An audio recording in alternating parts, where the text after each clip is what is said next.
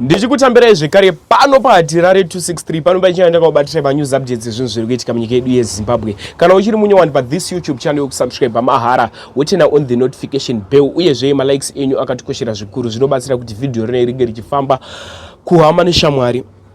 Chimwe chikurudziro chandiri kukupai link re WhatsApp channel yedu kwatinoita tichikandawo ma news updates ku WhatsApp channel ririmo mu comment section. Saka ukapinda mu comment section uchaona pakanzi channel link wobaya link ro unokuendesa ku WhatsApp unofollowa channel link yedu ikoko ku WhatsApp tichikanda ma news updates futi mu WhatsApp channel saka handi tinofollowa takati wandei sekuzwa kwa munozviita vadikani ma news updates epanapa tinoenda kuti kama batanidza saka usaskipe video usati wapedza kunzwa nyaya dzacho akati wandei pa same video.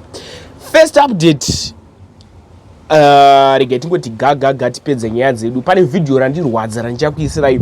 Video iroro newewo unosiririswa, newewo unobatikana kuti muno munyika yedu yeZimbabwe wamwe vanhu vanikakuitirana utsinye katinoita isusu tine kakuitirana utsinye tine moyo wakaoma. Zvisine first update gentange first update. First update iupdate yaitika kuwedza pachikoro chinonzi St Mary's ndopaitika chiitiko ichichi. Kombi yanga yakatakura vana pachi St Mary's ipapo vachibva kunotora ma results avo O level. Vachibva ma results avo O level Kombi iyi yaluza mabreak. Zvailuza mabreak yabva yapinda musango. Yapinda musango Kombi iyi yapidiguka kwenguva yakati rebei pakafa vana 2. Chikoti rest in peace kwavari ngavazorire murugare. Ava vana vanga vachibva kunotora ma results O level. Zvinorwadza zvinosirisa ndo update yatasangana nayo kuwedza. Ndatauredzwa ndofika ku comment section pamusoro penyaya ichina matira vana vedu kungave kuzvikoro kungave kupi. Next update ndoda kubata nyaya ndoda kukupai video vadikani ka video aka kabuda nepagokwe kemudhara anga akasimba mudhara uya akasimba vanhu video iri kunzi rabva nekugokwe. Vanhu vekugokwe vabva vatanga kuti se Wicknell Chivhayo tavaona nhasi. Se Wicknell Chivhayo vari kutaurwa murumewo angobuda akasimba achifamba zvikanzi ava ndo se Wicknell Chivhayo chete.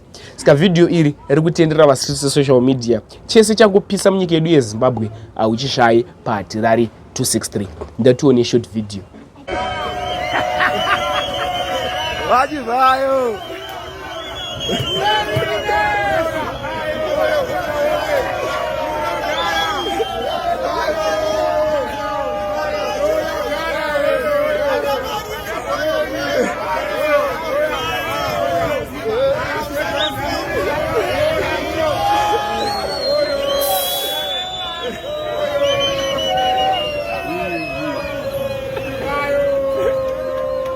kufara Wicknell Chivhayo. Vanhu vari kufara vaona Wicknell Chivhayo. Vanhu vekugokwe vari kuti ndiye Wicknell but ndiye Wicknell Chivhayo. Vanhu vari kuenda kuHeroes.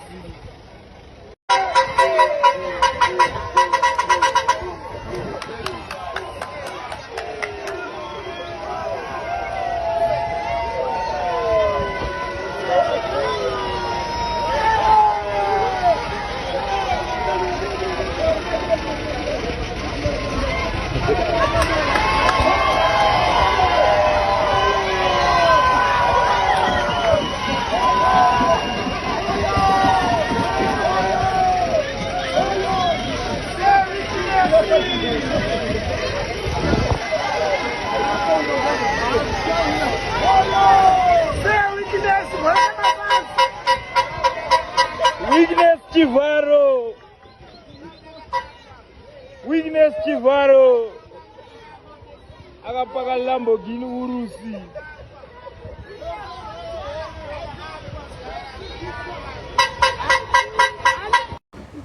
Next update ndofunga zvionera ranga munhu ari kunzi Chivhayo kugokwe.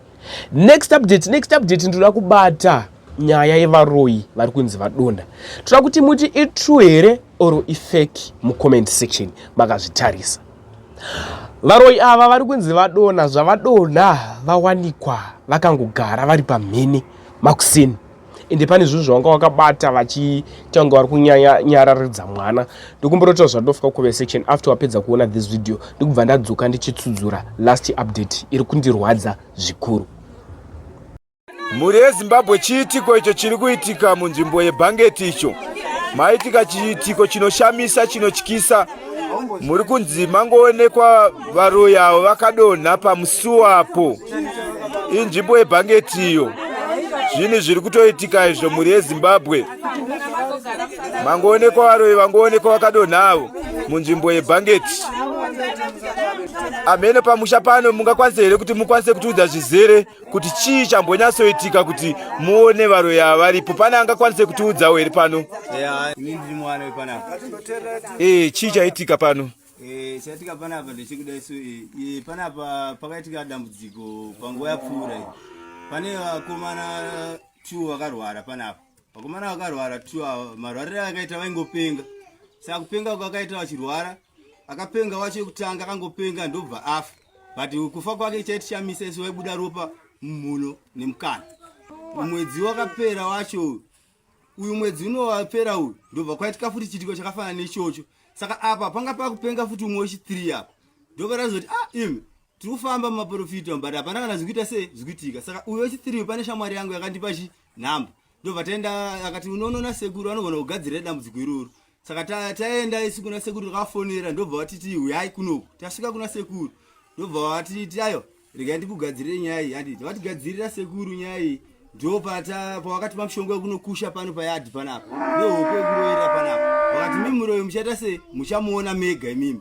Saka ndozvaitika usiku nhasi kuzokuma ndofika kuma 12 koku 12:1 koku. Tangoza kuti gidi. Kuti chaiyo kuti gidi ndatobira panze ndikavheneka. Saka ndatofunga kuti pamwe vanhu vaenda kumadanga uku saka hapana chataona. Saka mai kuseni kuti chibuda ndopatikuona vakagara ipapa. Nditete wangu hanzvadzi yababa sheshe. Toda kuti titombomira zvekuvasunungura because pana hanzvadzi yavo babangu ino vaitoramba tichivaudza nhau idzodzo kuti ndozviripo saka vaitozviramba izvozvo. Saka ndati kubva kwavo kubulawayo vachiuya panapa bhodzi vari kutouya ndatovafonera. Saka kuti ndozvaitika kuno kusisiyo inzwi zvataona. Saka ndatotuma mukomana atoenda kunovatambira kukutara. Ndiye wacho watatotuma atoenda kunotambira mudhara kukutara. Achatopinga kwacho. Aiwa atoaraiti akatoaraiti. Zvakaoma muri yeZimbabwe. Ndofunga muri kungozvinzwira zviri kuitika munzvimbo yeBhangeti. Nzvimbo yeBhangeti iyo inzvimbo yeBhangeti iyo yawanika varoyi ava vakangodonha avo.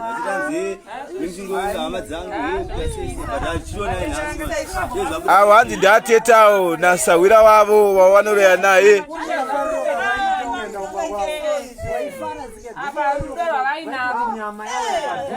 Tenda vanogara kuzhomba asi vadonhera kuno kunzvimbo yeBhangeti ndokwadonhera. Zvakaoma muri yeZimbabwe. Ndofunga muri kungozvinzwira varoyi avo.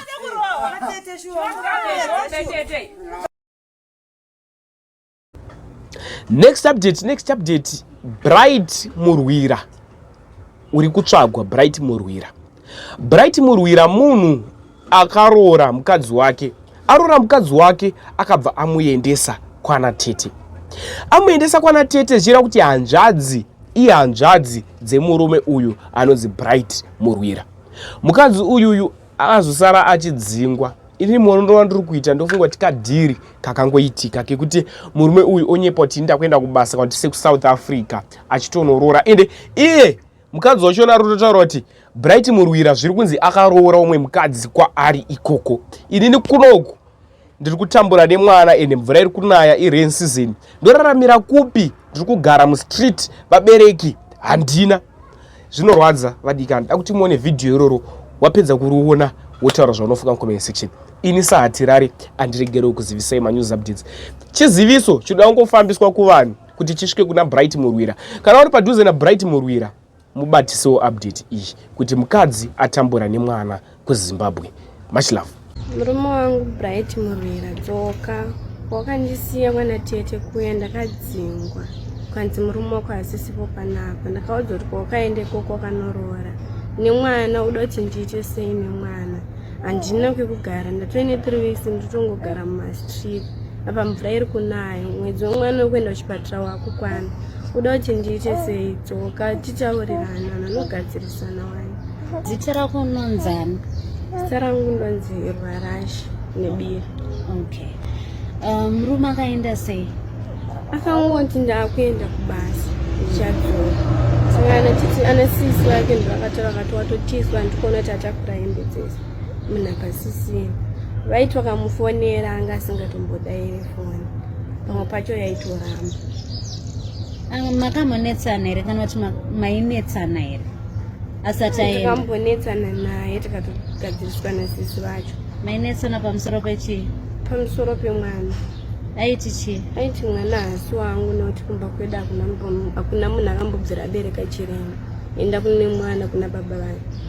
Okay, tichiri ipapo panyaya yekuti mwana akaremara, or maybe ungatiudza kuti mwana ari kuita sei?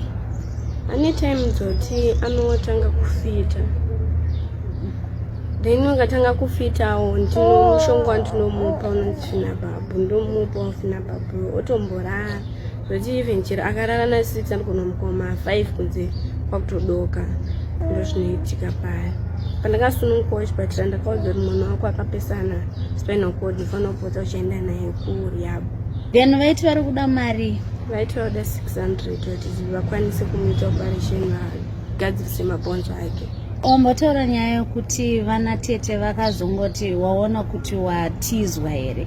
Maybe before that makagara nemurume, pakanga pane problem here pamaigara nemurume? Vana tete pana zvaitaurika here kana kuti zvanosuspecta kuti maybe vakazoronga vanhu kuti aienda kusiye kana kuti chii? Ana tete vari kutoziva kuenda kudheo but havasi kuda kundiudza nokuti pane friend yavo yatete yavanotamba nayo. Ndaitoenda mbokwaini chinoita maganya, ndanga nditi uri kuziva here kuti wairongerwa dhiri kuti murume wako uchinoita chi? Maganya. Mabasa basa. Kuti ndikwanisewo kutenga zvandichida kutengawo. Ndanga nditi kuziva here kuti wairongerwa dhiri kuti murume wako aite sei akutize. Ndakaona ndikakuudza unogona kuzoita kunenge munhu ane makuhwa. Ndakutongokuudzawo zvinhu zvaitika wenda itongofungwa kuti hazvisi vaitokurongera vachitoti wauite uri mwana mudiki lafuti auti hatizive kuna vabereki vako ko wakazofa tozoita sei kuti auite. Okay, pakuti vabereki vako havazivi kamwe pesa pavaisaziva pawakaita nhumbu uchizogara navo. Anto wakaita mwana uri ikoko here kana kuti? Ndakatoita mwana nditori ikoko. Okay, saka maybe timbodzokera futi kumashure. Chii chakaitika kuvabereki vako? Nyaya yekuti hausi kuzikamwa wakatiza here kumba kana kuti chii? Hakusi ndakatiza kumba. Pandakatonana nemunhu mama ndakavaudza. Tichidananawo tichiri kudananawo mama ndopa vakabva vashayawo, vakaita accident. Okay. Ndopa vakabva vashayawo. Then vanga vasina kusiya vandiudza ndaivati mama baba vangu varipi, vanga vasingatombondiudza. Senemu iyoyi isenemu yamai. Ndotongoshandisa senemu yamai. Vakatongotishandisa senemu yangu. Takavabvunza mama chii chakaitika, vainditosandishungurudza. Handitozivi kuna baba vangu, handitozivi kune hama dzangu, handizivi. Saka ivo ndozvo vakataura kuti ko wakazonzi wazofa panapa tinokutsvaga hama dzako chiti kudii. Okay. And paakazoenda vachizotaura mashoko ekuti akutiza, pane treatment here yawakaitwa inoratidza kuti for sure vanga vasisa kudewo kana kuti? Vakangomuka vachiti mukwasha wenyu ataura kuti hatichakwanisa kuchengeta nekuti utsanwa havasisipo panapa, saka hatikwanise kuchengeta munhu anditoni mwana wake murume wake asipo mangwana zvinozonetsa. Saka ichifambai vakatobuditsa zvinhu zvangu panje mubva ndatongoberekwa mwana wangu pandatongoya. Chifambai kuchinaya so? Zvonetsa izvo. Okay, maybe then after that tataura nyaya yekuti mana tete they've been treating you this way. After those days wabviswa pamba, where did you go? Wakazoenda kupi? Ndakauya muno mutauni.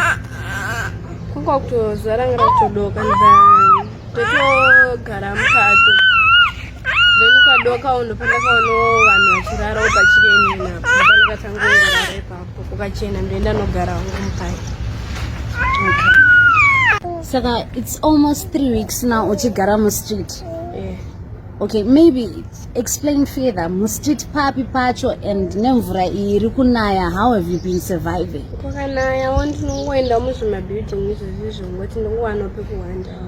then mvura kana yangoperawo ndodzokera hangu kunogara mupaki. Kukadokawo ndoendawo ndonorara pachikenyi panenge pachiraro vangu. Ko mwana kufuga zvekudya? Mwana ndinotongomuyamwisa, then kana panguva nomana anenge atongonditengera chikafu ndodyawo naye. Kufuga unofugidza tauro ini ndorara pandakadaro. Okay, mwana anga asina maybe baby blankets kana kuti dzimwe hembe dzanga nadzo, since uchiti zvona wakabvisirwa hembe dzako dzese zvikanzi zvone chienda, towel ndiyo yega yakanga iripo here nedzimwe hembe dzemwana kana kuti zvimwe zvakasara? Mablankets anga asina, zvibaby blankets anga asina, asi hembe anayo. Hembe ndakatongogumirawo panext door kungoti ndichengeterewa ndina kwandingakwanise kumbeya nebhegi ndichienda. Nditongofamba nebhegi remwana ridiki chete. Okay. Izvezvi ndakuchida kuti munyatsotaura zvamuri kuda. Murume tiri kuda kuti adzoke. Wherever you are, matanonzi Bright Murwira. Wanzwa, how do you feel mwana wako kana ari panze kuchinaye nemanaira ari kuita aya? Of course we know health issues, but don't you think kuti pauri papo you can as well sit down nemukadzi wako mombotaura, momboona kuti mwana anobatsirwa sei? Mwana kanaka kudai moita zvekutoita zvekutamba henyu muchiite zvamuri kuita. But anyway, okay, right now takuchida kuti imimi motiudza kuti what is it that you really want kuti vanhu vakubatsirei nazvo, as much as your husband should come back. Vanomuzivawo ngavamuudzewo adzokewo tigarisane nemwana. Handina kwekuti hanzi ndingati chero ndikanzi ndinoda kunoenda, handina hama yandoziva itori pedyo, ndisaka ndiri kutongogara mumastreet. Vanomuzivawo ngavamubatsirawo adzoke vambotaurawo naye. Okay, besides murume achiuya, what else would you want kuti vanhu vakubatsirei nazvo? Zvinenge maybe mabasa, clothes or anything? Pakwanikwa anenge ane basa vanongondibatsirawo, ndoshandawo, pamwe murume wacho pamwe haadzoki, ndoshandawo kuti ndiwanewo mari yekuchengeta mwana wangu. Okay. Saka alright, vanenge vachiuya nezvinhu vanozviunza kupi? Vanounza paplatinum ipapa, ndonenge ndichiuya ndichiona kuti zvamira sei. Alright. Platinum FM monza yawa mazvinzira a young lady ari kuda kubatsirwa kuti agone kurarama nemwana. Murume akatiza, and if you can help, she also needs money for medication yemwana. She's saying medication yemwana costs about 600 for mwana wake kuti anga achiitwa operation, which is due on the 18th of February. Panzi ruoko runopa rwakaropafadza kudarika runogamuchira. Saka if you can help, you can as well come to our offices pana 145 Commercial Street, Moya, Mosia, whichever help you can help. Tichida kuziva kuti manga muchigara kupi nemurume? Tichigara Senders kuma New Things. Andisati ndaziva vangu nampisho address yepapa. Okay. Ko makore mune makore mangani? Makore ndine 17, ndakazva 8, so 25 September. Okay, and mwana nemwedzi mngani? Mwana ne 11 months.